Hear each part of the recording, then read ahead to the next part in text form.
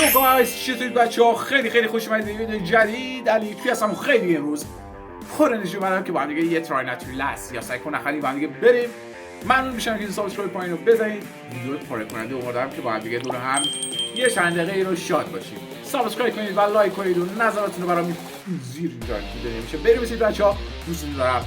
بریم سراغ ویدیو. Let's do this guys. بریم سراغ اولین ویدیو جذاب. خیلی چی داره برام. منو کجا میبرید؟ ای بابا یه بار اومدیم پارک صفا کنیم. ما چقدر سوال می‌کنی تو؟ اونجا یه دستشویی هست میریم اونجا. من یه کمی میهراسم.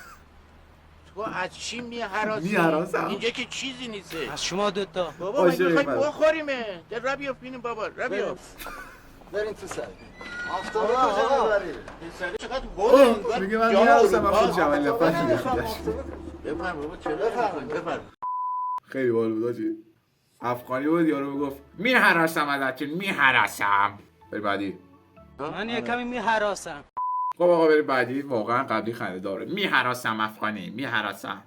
علاقه افغانی ها بیخیال. بریم اتابکی جون رو گوش بدیم.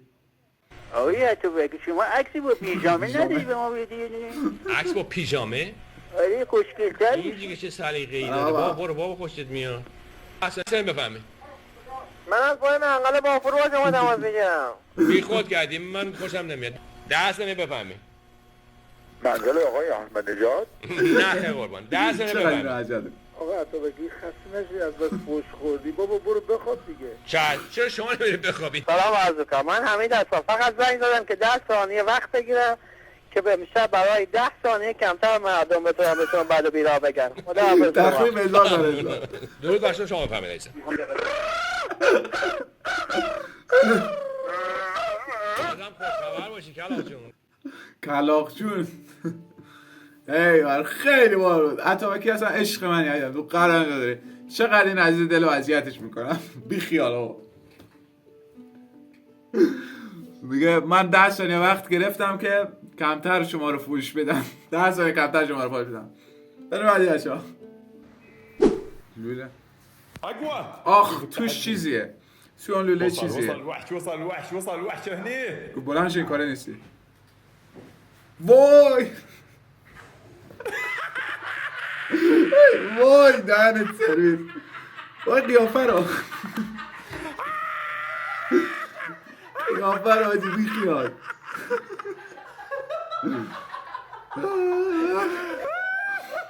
وای دهنت سرویس. واقعا با این حال میکنم.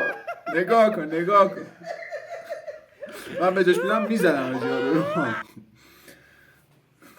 هنو تو کف و اتابکی هم آجی. بری بعدی برو رستیریاس.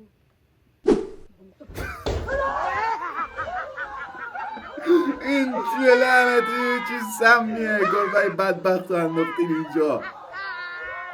نگاه کن خیلی خفن بود آجی. به همه شون هم خنده میاد. خدا رو شکر که مجازاتی نداره بچه ها. خدا رو شکر. اگه سعی کن نخندی با مجازات بود. مجازات واقعا میرفتم. همه رو میخندیدم. خیلی تن. وای آجی نگم براتون عاشق برنامه مهران مدیریم. بریم دیگه ببینیم میفهمید چی میگم بچه‌ها. اینشتین نقاش بود یا موزارت فیلم ساز بود یا پیکاسو آهنگساز. سه تاشون آدمای با استعدادی بودن. خب اینو که منم میدونم. سه تاشو قدم کارهای همدیگه رو بعضی موقع انجام میدن. وقتی کرد فیلم بسازه همینجوری راستش میگم. شما میدونید؟ میگم. باز میگه بله. بله. پیکاسو اصولا نقاشی میکرد سبکای مختلف. بله. اینشتین کار چیز بوده مثلا فیزیک و اینا. کار دانشمندانه. موزارت چیز موسیقی زیاد گوش میکرد. همین هنرمند بود. این جواب سوال منه. من اصلا اینو گفتم. میدونم چیکار کنم. میگه مثلا اینو گفتم. بحث میکنی. شما میدونی. حالا نگاه کن 1/3 تو. جوابشون درست بود فکر کنم. تمام شد. وای منم این دهنت سرویس. بحث میکنی معلومه چی میگی. جوابش درست بود فکر میکنم. یک کلام بحث نکن بابا. توضیح واسه من میدونم کی چیو گفته. توضیح واسه من. واقعا عاشق مهران مدیریم آجی. واقعا عاشق مهران مدیریم. جوابشون درست بود. یک کلام. باز بحث میکنه. یک کلام. وای آقا این ویدیو در علی صادقی واقعا جر میخویم از خنده آجی. بزن بریم. سلام عرض کردم. بفرمایید البته شما حق دارین، ولی من یکی از کارمندان صدا سیما هستم. کارمند صدا سیما. حاضر مشغول ضبط یک برنامه اجتماعی هستیم. مسئله کیف کاپی و دزدی تا روبرو شدین یا نه؟ دیدمش رو. زدن بعد هیچ خور زمین دست شکست، کلی هم صورت زخم. می‌خواستم بدونم وسیله دفاعی چی همراهتون هست؟ مثلا پنجه بوکس، چاقو. برای نزنندش. بله من دارم. شما قمه دارین؟ نه من گاز فلفل همراهم.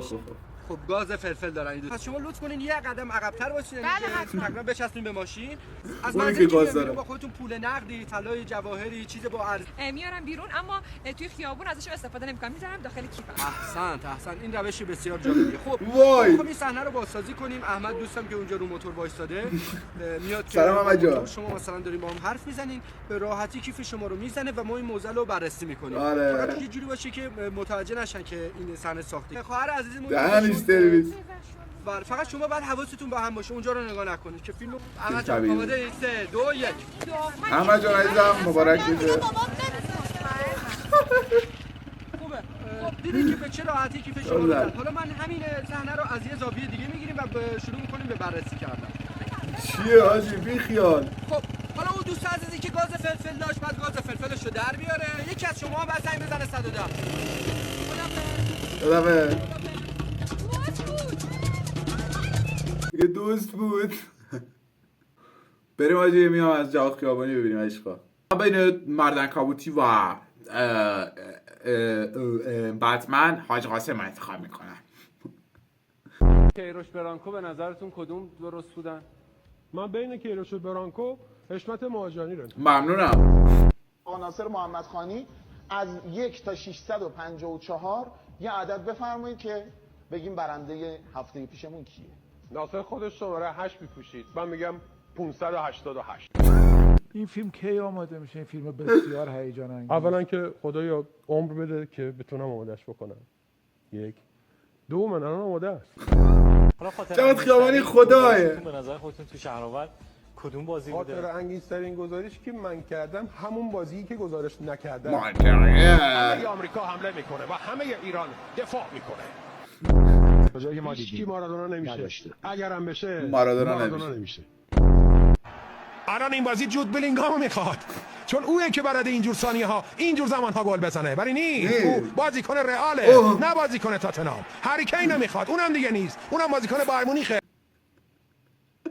عالی بود بچه، عالی بود، خیلی باحال. کلا جواد خیابانی محشر آقا جان. حاجی یک آدمه به جای اینکه به مرغ غذا بده، به جای غذا بهش یه دونه از این ترق پیازی ها میده بچه‌ها. نگاه کنید فقط.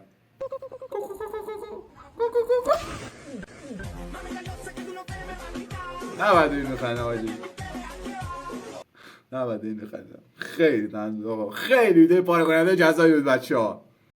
اما آخرین ویدیو گایز بریم که بعد دیگه ببینیم. خیلی خنده بود حاجی. فکرم در خانواده ایرانی وقتی میخوام برای سگشون اسم بزنم. آقا اسم این اگه میدونید حتما تو کامنت ها بهم بگید.